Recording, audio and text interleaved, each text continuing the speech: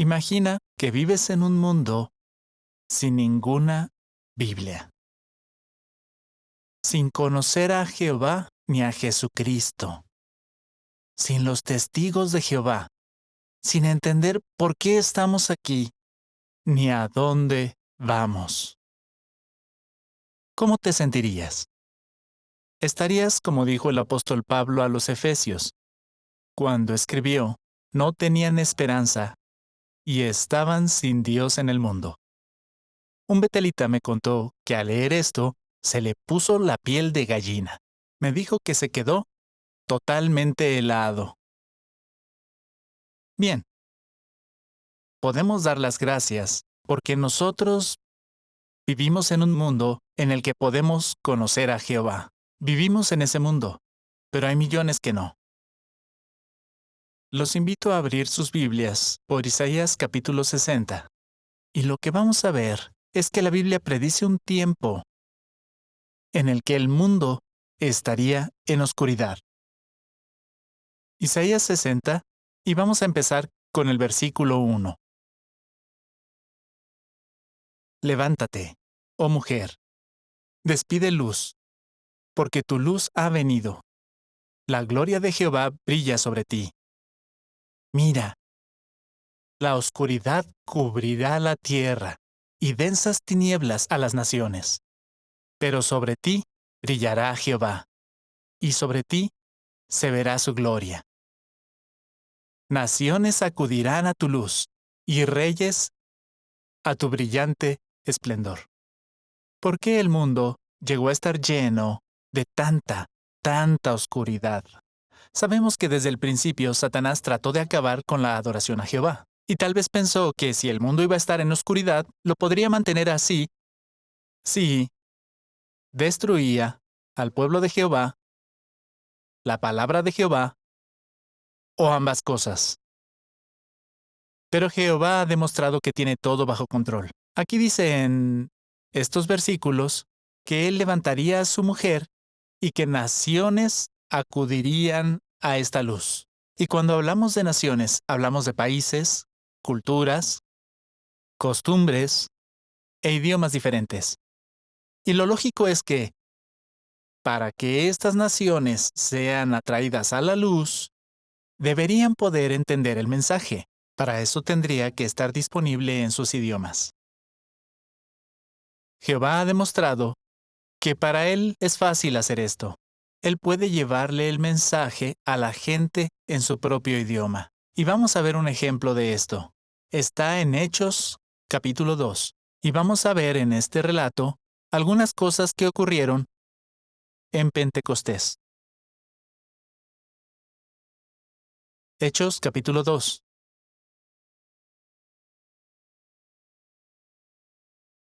Y vamos a leer a partir del versículo 3. Y vieron aparecer algo similar a lenguas de fuego que se fueron repartiendo y posando una sobre cada uno de ellos. Todos se llenaron de Espíritu Santo y comenzaron a hablar en diferentes idiomas, así como el Espíritu Santo los capacitaba para hablar. Para esa época, había en Jerusalén judíos devotos de todas las naciones que hay bajo el cielo. Así que cuando se oyó aquel sonido, se juntó una multitud que estaba desconcertada, porque cada uno de ellos oía hablar a los discípulos en su propio idioma. En efecto, estaban completamente asombrados y decían, miren a todos estos que están hablando. Son galileos, ¿verdad? Entonces, ¿cómo es que cada uno de nosotros está oyendo su lengua materna? Vayamos al versículo 11. Nosotros los oímos hablar de las cosas magníficas de Dios en nuestros idiomas. Así es, todos estaban asombrados y confundidos, y se decían unos a otros, ¿qué significa esto? Fíjense que lo que pasó allí es lo contrario a lo que Jehová hizo en la Torre de Babel, porque allí la gente se había unido para rebelarse contra él. Así que intervino para detener aquella rebelión. Les borró de la mente el idioma que sabían antes y les dio un nuevo idioma. Pero aquí en Pentecostés, parece que Jehová no borró el idioma que hablaban antes, sencillamente les dio uno nuevo.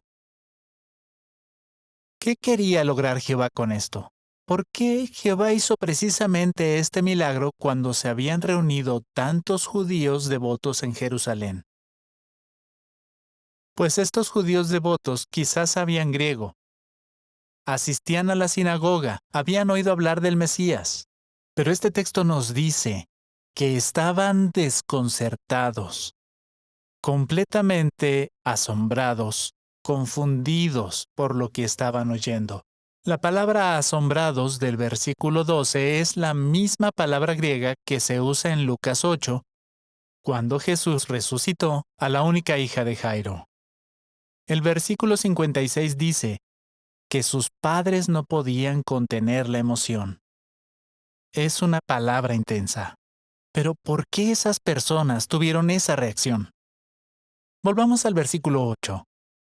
Entonces, ¿cómo es que cada uno de nosotros está oyendo su lengua materna?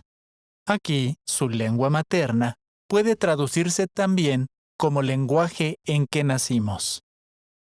Como ven, no era un idioma aprendido en la escuela, lo habían escuchado antes de nacer. Es el idioma en que sus mamás les hablaban. Los científicos dicen que los bebés empiezan a aprender un idioma desde la matriz, y los recién nacidos de unos pocos días ya empiezan a llorar al ritmo del idioma que han oído los últimos 3 meses antes de nacer. Así que Jehová escogió el idioma que aquellos judíos habían aprendido antes de nacer. Este milagro les caló muy hondo. Pues bien, Jehová hizo esto porque quería tocar el corazón de aquellas personas. Así, cuando regresaran a su hogar en todas las naciones que hay bajo el cielo, nunca, jamás olvidarían lo que habían visto y oído en Pentecostés, y ellos contarían lo que había ocurrido a todos allá donde fueran. De esto aprendemos que Jehová puede usar los idiomas. Ya lo había hecho y lo volvió a hacer. Antes dijimos que uno de los objetivos de Satanás sería destruir al pueblo de Jehová. Pues echemos un vistazo a algunos sucesos que demuestran justamente esto. Por favor, abran sus Biblias y vayan al final, al apéndice B9.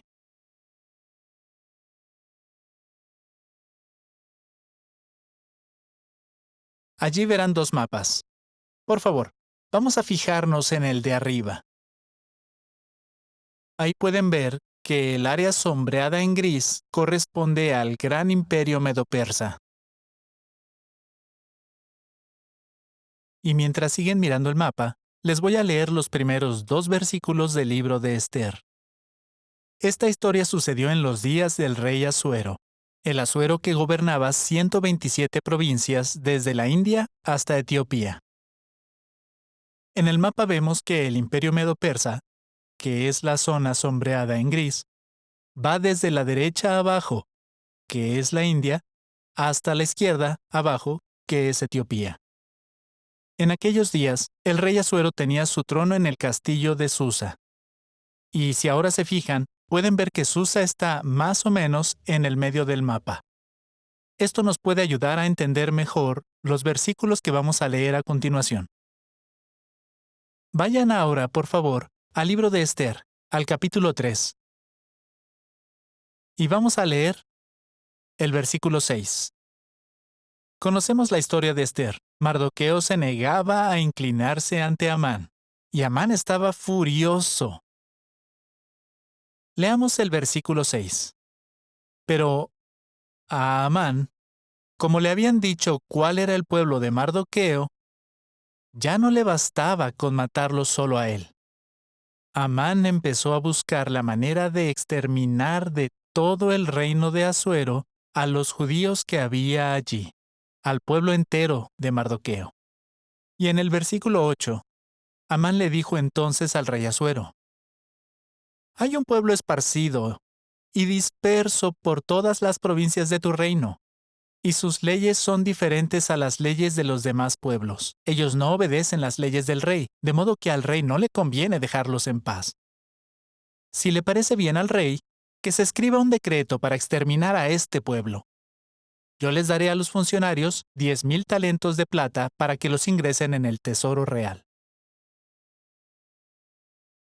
Vemos que con sus mentiras y su astucia, Amán engañó al rey, porque dijo un pueblo, pero no dijo quiénes. Ellos no obedecen las leyes del rey. Eso era mentira. Y entonces dijo que debían ser exterminados. Así que el rey Asuero dijo, haz con ellos lo que mejor te parezca. Leamos ahora el 12. Así que el día 13 del primer mes se llamó a los secretarios del rey. Ellos escribieron todas las órdenes de Amán para los sátrapas del rey, para los gobernadores de las provincias y para los príncipes de cada pueblo. Le escribieron a cada provincia en su propia escritura y a cada pueblo en su propio idioma. Quería que todos se enteraran. Todo se escribió en nombre del rey Asuero y se selló con el anillo de sellar del rey. Luego se enviaron mensajeros a todas las provincias del rey con las cartas. En ellas se ordenaba matar, destruir y aniquilar a todos los judíos, jóvenes y mayores, mujeres y niños en un solo día, el día 13 del 12º mes, es decir, el mes de Adar, y apoderarse de sus bienes. Así que la orden, maten a los judíos, se hizo viral. Iban a matar a todos los siervos de Jehová. Querían exterminarlos por completo. Además, sabemos que Amán era descendiente de Agag. Probablemente buscaba venganza, porque Jehová había dicho que con el tiempo acabaría con los amalequitas. Y Agag era amalequita. Lo que leemos en el libro de Esther nos recuerda lo que leemos en el libro Reino de Dios. Hay un relato interesante en la página 93 de nuestro hermano Zacarí Elekbe. Él habló de cuando nuestra obra estaba prohibida en Benín. Y esto es lo que dijo. En 1976, cuando teníamos 2,300 publicadores, el gobierno prohibió nuestra obra y ordenó algo insólito, que la noticia se retransmitiera en todos los idiomas del país. Aunque en Benín se hablan más de 60 idiomas, en aquel entonces los programas de radio solo se emitían en 5 idiomas. Pues bien, en los dos casos, no querían que más gente empezara a adorar a Jehová. Y para tener éxito, pensaron que todo el mundo tenía que escuchar las órdenes en su idioma. Pero, ¿funcionó esta táctica? Fíjense en lo que dice nuestro hermano.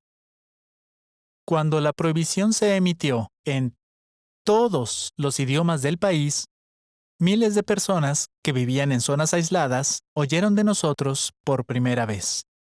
Y se preguntaban, ¿quiénes son los testigos de Jehová? ¿Y por qué está prohibida su obra? Cuando tiempo después llegamos a aquellas zonas, muchos aceptaron la verdad enseguida. Actualmente hay más de 11,500 testigos en Benín. Como vemos, su plan fue un fracaso. Querían detener al pueblo de Dios, pero al final más personas conocieron a Jehová. Eso es justo lo que no querían. Volvamos al libro de Esther. Pero ahora leamos del capítulo 8.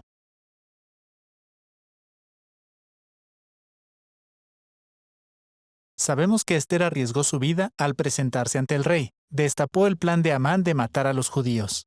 Amán fue ejecutado y colgado de un madero. Pero como el rey su orden no podía anularse, él permitió que se emitiera una nueva orden que iba en contra de la que Amán había dado. ¿Qué decía ahora la nueva orden? Empecemos leyendo Esther 8, versículo 11. En esos documentos, el rey les daba permiso a los judíos de todas las ciudades para reunirse y defenderse, para matar, destruir y aniquilar a grupos armados de cualquier pueblo o provincia que los atacara, incluyendo mujeres y niños, y para apoderarse de sus bienes. La Biblia dice que los judíos derrotaron a todos los que los odiaban y que nadie pudo hacerles frente. También mataron a los 10 hijos de Amán y a otros 75,000 de sus enemigos. Pero veamos esta segunda orden. ¿A quién iba dirigida? Vayamos al versículo 9. De modo que el día 23 del tercer mes, es decir, el mes de Siván, se reunió a los secretarios del rey. Ellos escribieron todo lo que Mardoqueo les ordenó a los judíos, así como a los sátrapas, los gobernadores y los príncipes de las provincias que había desde la India hasta Etiopía. 127 provincias. Le escribieron a cada provincia en su propia escritura, o como dice la nota, dice en su propio estilo de escribir. Y a cada pueblo en su propio idioma.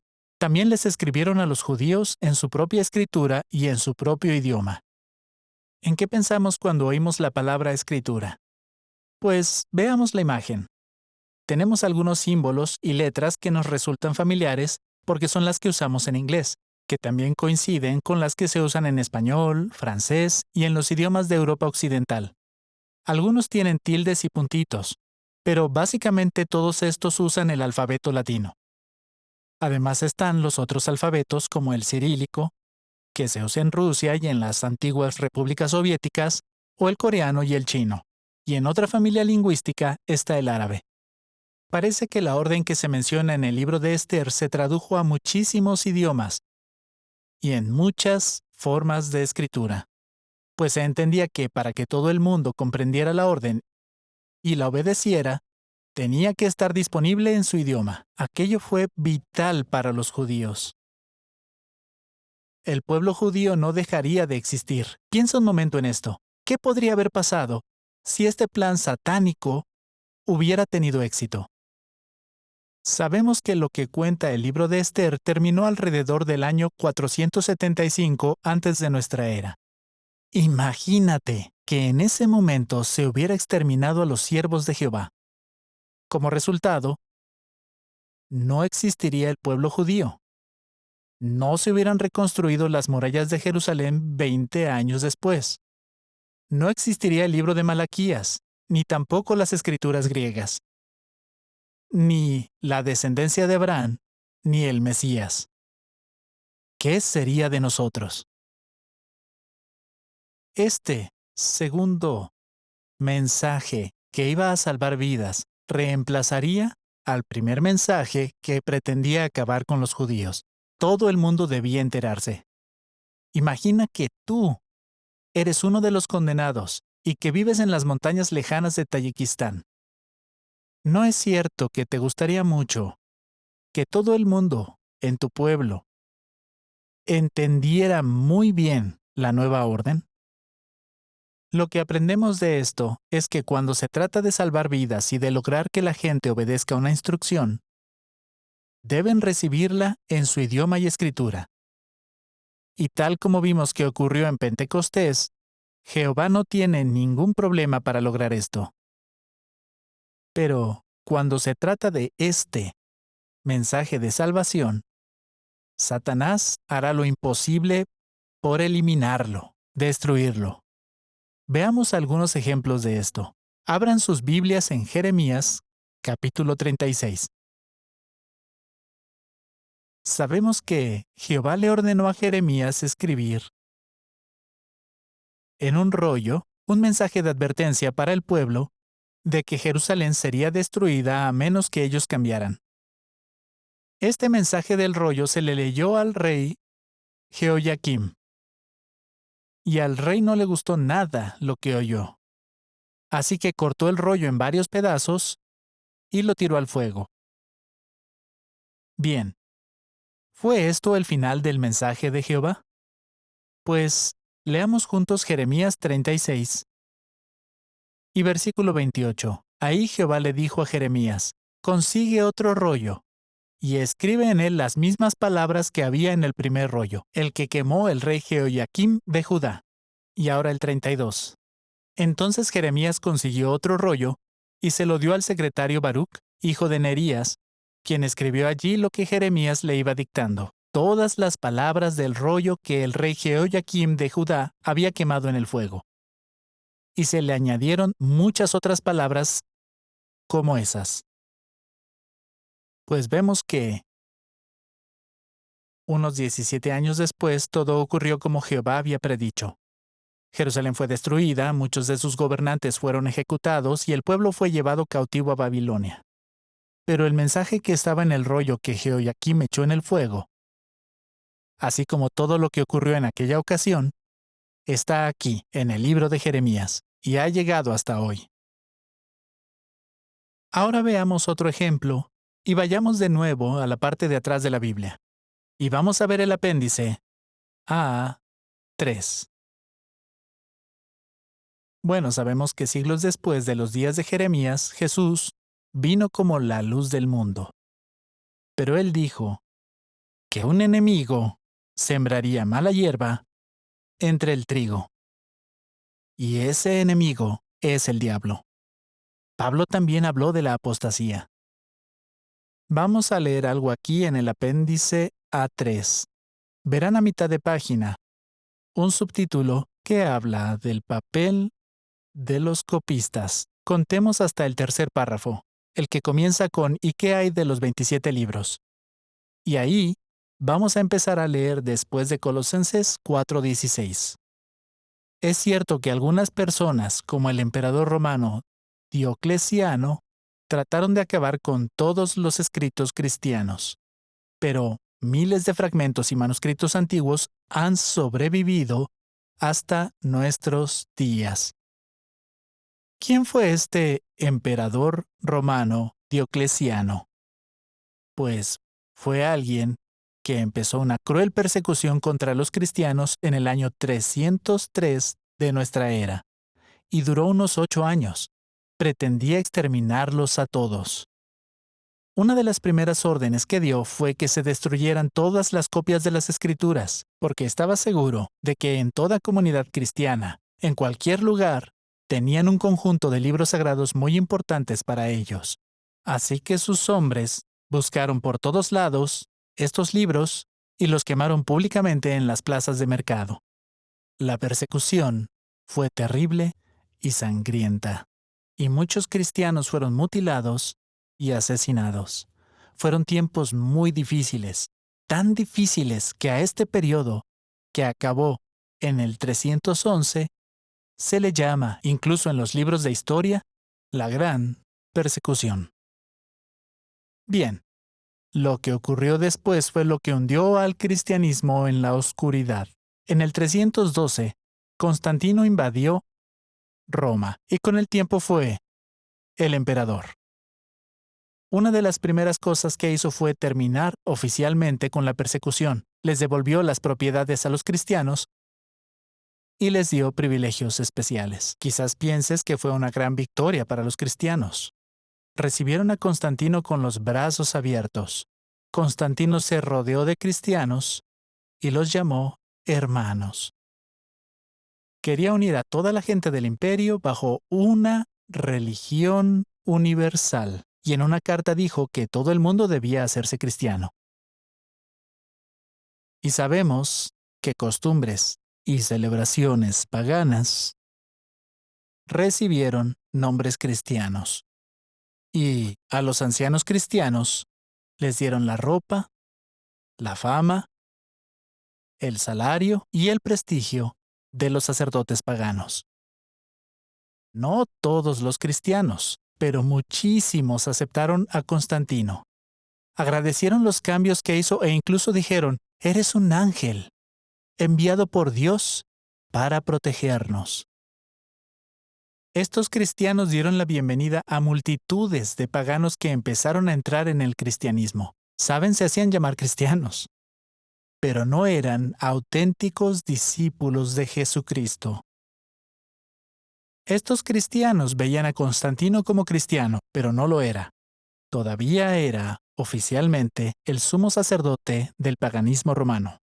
Pero se tomaba la libertad de poner y quitar líderes de la iglesia. Para el año 325, había un debate acalorado sobre si Dios y Jesús son la misma persona.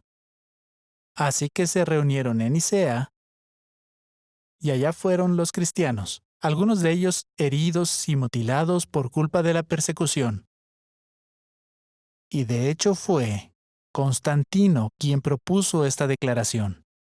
Dijo, Dios y Jesús son de la misma sustancia. Y cuando dijo aquello, ¡ah!, estaban impresionados. Dijeron, inspirado.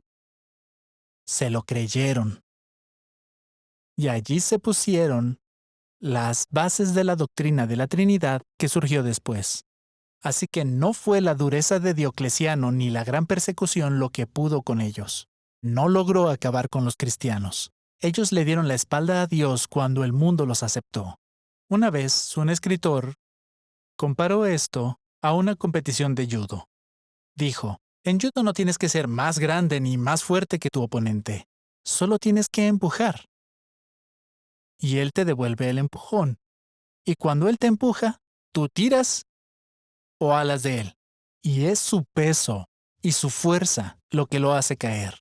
Y puede acabar muy lejos. Bueno, Diocleciano empujó a la iglesia. Constantino tiró de ella y la tumbó, y la iglesia se estrelló contra el suelo. Y 100 años después no se parecía en nada al cristianismo verdadero. En ese momento, los cristianos eran conocidos por su violencia, su crueldad, sus relaciones políticas y sus envidias. La apostasía había echado raíces.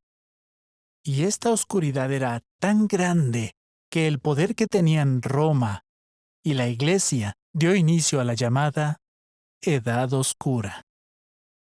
Y ya sabemos lo que ocurrió después de esto. Por siglos durante la Inquisición y las Cruzadas, estos cristianos, que habían sido perseguidos, fueron los perseguidores. Qué horrible es que incluso la gente llame a la influencia de la Iglesia oscuridad. Recuerda, Isaías 62 dice que la oscuridad cubriría la tierra. Otra manera de ponerle límites a la Biblia sería que solo estuviera en uno o dos idiomas. Y eso fue justo lo que hizo la Iglesia. Durante siglos prohibieron que los servicios religiosos fueran en otro idioma que no fuera el latín. Prohibieron traducir la Biblia. Si tenías una Biblia, te podían encarcelar de por vida o quemarte en la hoguera por tenerla. Y esto siguió sucediendo por varios siglos. Incluso bien entrado el siglo XX, curas católicos siguieron confiscando Biblias y quemándolas. Pero sabemos que todos estos ataques fracasaron. Y la razón por la que fracasaron, como el rey Jehoiakim cuando quiso acabar con la palabra de Dios, fue que, como dice la Biblia en Isaías 48, la palabra de nuestro Dios permanece para siempre. Y esto ha sido así solo gracias a Jehová. Pues, desde el mismísimo principio, cuando se escribieron los primeros rollos, Jehová ordenó que se hicieran copias.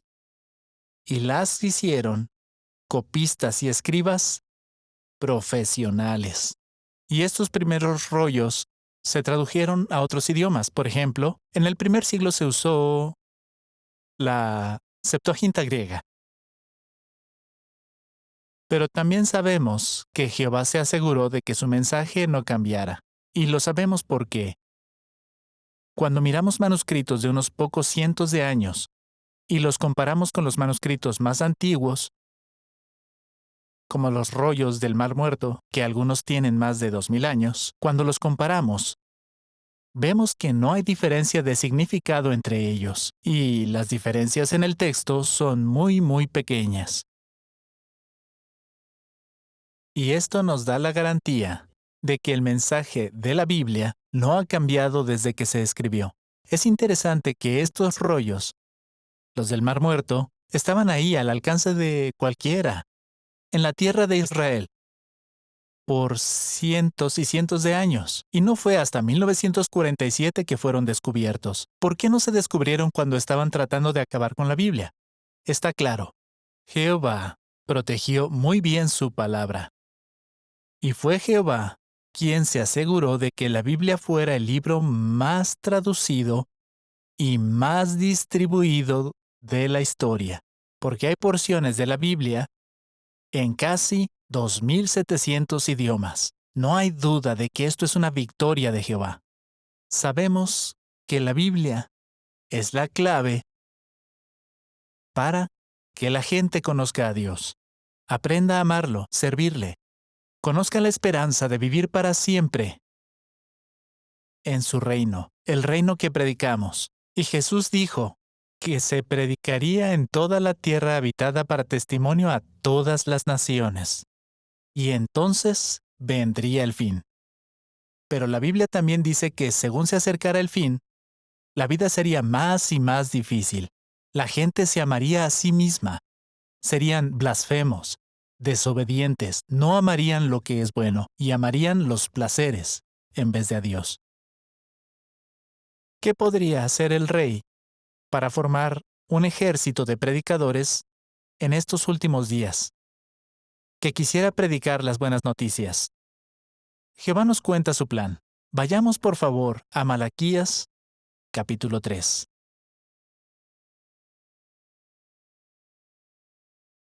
Malaquías 3 y versículo 1. Aquí habla Jehová. Miren, voy a enviar a mi mensajero, sus ungidos, y él despejará el camino delante de mí. Y de repente vendrá a su templo el Señor verdadero Jehová, que ustedes buscan. Y vendrá el mensajero del pacto, Jesucristo, que esperan con alegría. Miren, de seguro vendrá, dice Jehová de los ejércitos. Esto nos cuenta que su mensajero aparecería en escena antes de la presencia de Cristo, preparando el camino. Y la historia nos dice, nos demuestra, que había solo un grupito de siervos fieles, que en ese tiempo eran los únicos cristianos verdaderos que tuvieron el privilegio de quitarse de encima, de librarse del legado que habían recibido de tantas y tantas enseñanzas falsas que creían que venían de la Biblia. Al principio eran pocos y las cosas no estaban claras, pero Jehová los organizó poco a poco, fortaleció su fe y los capacitó para predicar las buenas noticias y hacer discípulos verdaderos. Pues Jesús dejó claro qué papel tendría este grupo, como dice Mateo 24:45. Jesús dijo que tendría un esclavo fiel y prudente a cargo de los sirvientes de la casa para darle su alimento al tiempo debido. Este esclavo fiel sabe que la vida de la gente está en juego y su misión es la misma que la misión que Jesús le encargó al apóstol Pablo cuando Jesús se le apareció y lo dejó ciego. Como menciona Hechos 26, 17 y 18, Jesús le dijo, te voy a enviar para que les abras los ojos, para que se vuelvan de la oscuridad a la luz y de la autoridad de Satanás a Dios, a fin de que reciban el perdón de los pecados y una herencia entre los que son santificados por su fe en mí. Tal como en los días de Esther, el esclavo fiel sabe que tiene un mensaje de salvación que debe entregarse a cada pueblo en su propio idioma y en su propia escritura. Entonces sería muy difícil para Jehová lograr eso con este pequeño grupo de testigos. ¿Cómo lo haría este grupito? Como Jesús dijo, para los humanos, esto es imposible, pero para Dios, todo es posible. Y lo mismo hoy. Vemos que las buenas noticias se predican en cada nación bajo el cielo y se están traduciendo a más de 700 idiomas. Y a los ojos del mundo, lo que está logrando hoy la organización de Jehová es imposible. Y puede que incluso nosotros pensemos que es imposible. Quizás estemos sorprendidos de todo lo que se está haciendo y de los buenos resultados alcanzados. ¿Cómo ve Jehová todo esto? Abramos la Biblia en Zacarías, capítulo 8,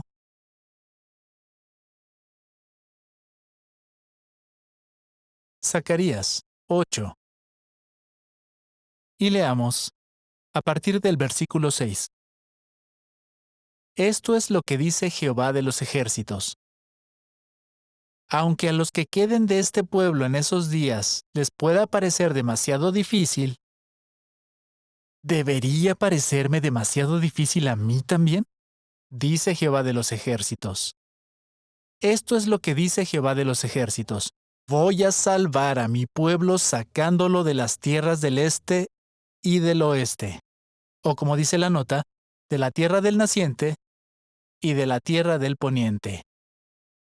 Los traeré y vivirán en Jerusalén. Ellos serán mi pueblo, y yo seré su fiel y justo Dios. Por eso podemos afirmar que en este año 2015, sin duda, las buenas noticias se están predicando en todo el mundo, de la tierra del naciente hasta la tierra del poniente. El esclavo fiel y prudente ha actuado como Jehová espera, y Jehová los está bendiciendo muchísimo, y nosotros tenemos el privilegio de ver cómo se cumple la voluntad de Jehová. Nuestra organización ha estado traduciendo por más de 130 años, y siempre usamos los recursos que están a nuestro alcance. Y me gustaría mencionar uno en particular, y se trata del sistema MEPS, que se desarrolló a principios de los 80. Y en aquella época, algo así era imposible. No había manera de usar todos los alfabetos que había en el mundo en una computadora. Solo se podían usar algunos alfabetos, como el alfabeto latino y otros pocos. Pero el cuerpo gobernante tuvo la capacidad de prever que se necesitaba crear un sistema informático, hardware y software, que pudiera llevar el mensaje de salvación a cada pueblo en su propio idioma y en su propia escritura, en su propio alfabeto. Y este programa informático se sigue usando hasta el día de hoy para seguir produciendo publicaciones y artículos en nuestro sitio de Internet. Es interesante, y no ha sido a propósito, que todos los idiomas que pueden ver en la imagen se hablan hoy en el mapa que vimos antes, del Imperio Medo-Persa. Estos no son todos los idiomas, son solo algunos. Pero esto demuestra que la palabra de Jehová llega hasta el último rincón de la tierra. Y aunque la Biblia está disponible en 2.700 idiomas, lo cierto es que muchos de estos idiomas han desaparecido. Hoy ya no los habla nadie. Y el cuerpo gobernante sabe que no podemos confiar en ninguna sociedad bíblica, ni tampoco en las traducciones que ellas distribuyen por varias razones. Sus Biblias son muy difíciles de conseguir. Son caras y se han empeñado en eliminar el nombre de Jehová. Ahora tenemos la traducción del Nuevo Mundo disponible en 128 idiomas. Sí, el esclavo fiel está realizando una gran labor con la traducción de la Biblia, pues lo más importante es que todo el mundo pueda leer la Biblia. Quizás nunca hayamos pensado en lo importante que es tener la Biblia en nuestro idioma, porque la mayoría de los que estamos aquí la hemos tenido desde que nacimos. Para muchos, la traducción del Nuevo Mundo. Pero lo cierto es que muchos hermanos de todo el mundo han estado mucho tiempo sin tener una Biblia. Y si conseguían una, a menudo era una que usaba un lenguaje anticuado, o eran unas malas traducciones. Pero querían leer la Biblia todos los días. Y veían palabras como infierno y cruz, y sabían que estaban mal. Y cuando leían otras cosas se preguntaban, ¿estará mal esto también? ¿Puedo confiar en lo que dice aquí? Era como si leyeran la Biblia con un pie en el freno. No muy seguros de que eso fuera lo que la Biblia enseñaba. Bueno, una hermana dijo, la traducción del Nuevo Mundo, yo la entiendo y puedo confiar en ella. ¿Cuántas personas se dedican a llevar este mensaje de salvación a todos los pueblos en su propio idioma y en su propia escritura. Unos 8 millones. Miren, todos nosotros formamos parte del gran ejército de siervos de Jehová que trabaja unido. Y este ejército está formado por más de 31,000 voluntarios que trabajan en Betel. Esta cantidad incluye a más de 6,300 voluntarios externos y voluntarios temporales. Pero es gracias a la labor de todos nosotros y a la ayuda de Jehová que esto es posible. Y está claro que es la obra de Jehová, y ninguno de nosotros debe llevarse el mérito.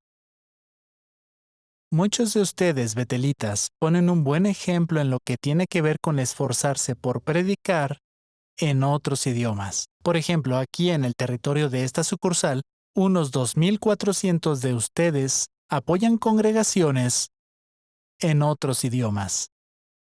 Por ejemplo, 161 van a congregaciones de habla china. ¡Excelente! Y hay 56 de ustedes que están asistiendo a cursos de idiomas. Están haciendo muy buen trabajo. Claro, a los betelitas no les es tan fácil porque no es su idioma materno y no son precursores. Es muy duro aprender un idioma.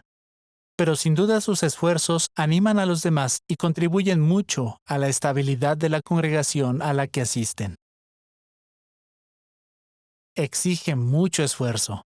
Y no te conformes con solo aprender las cosas básicas del idioma. Esfuérzate y ponte el objetivo de seguir progresando, de hablar mejor, y de ese modo podrás ayudar de verdad a los hermanos. Puedes lograrlo. Pero, sin importar el idioma de nuestra congregación, podemos decirle a cualquier extranjero, nosotros tenemos publicaciones en su idioma.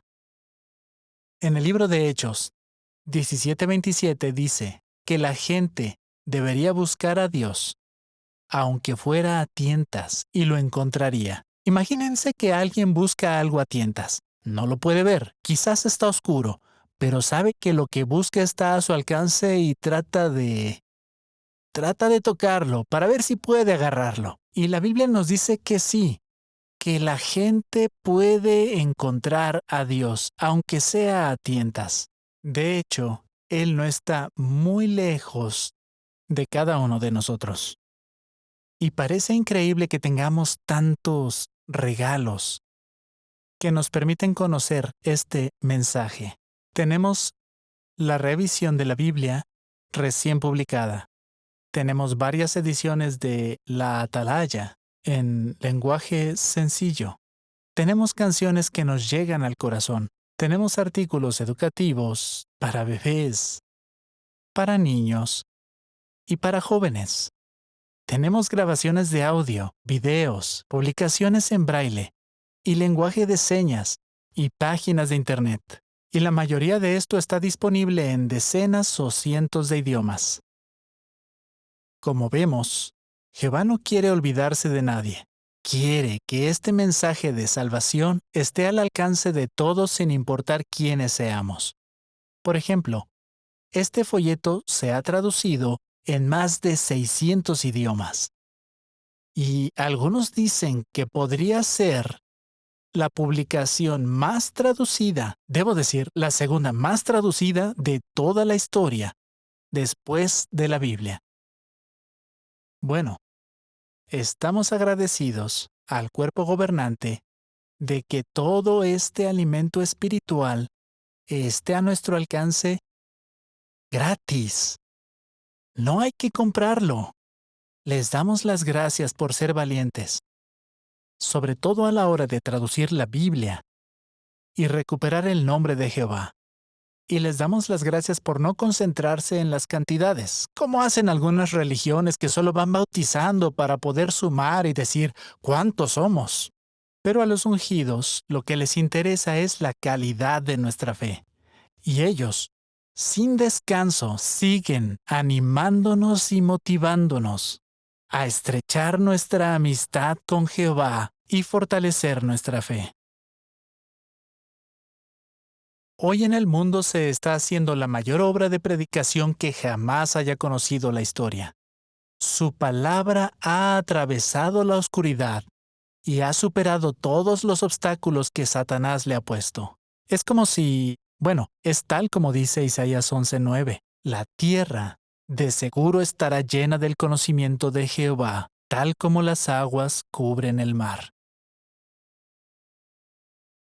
Tenemos muchas razones para ser optimistas. Hemos visto con la Biblia que Jehová ha usado su poder de formas impresionantes.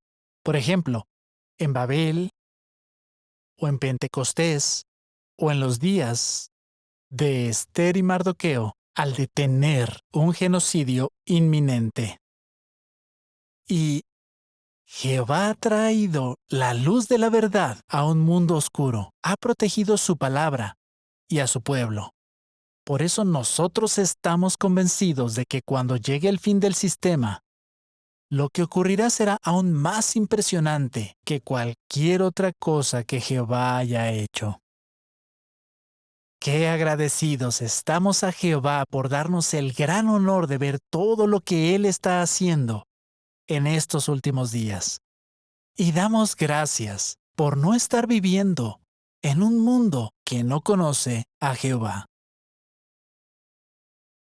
Y qué alegres podemos estar de que se esté predicando por todo el mundo, a cada pueblo, en su propio idioma y en su propia escritura.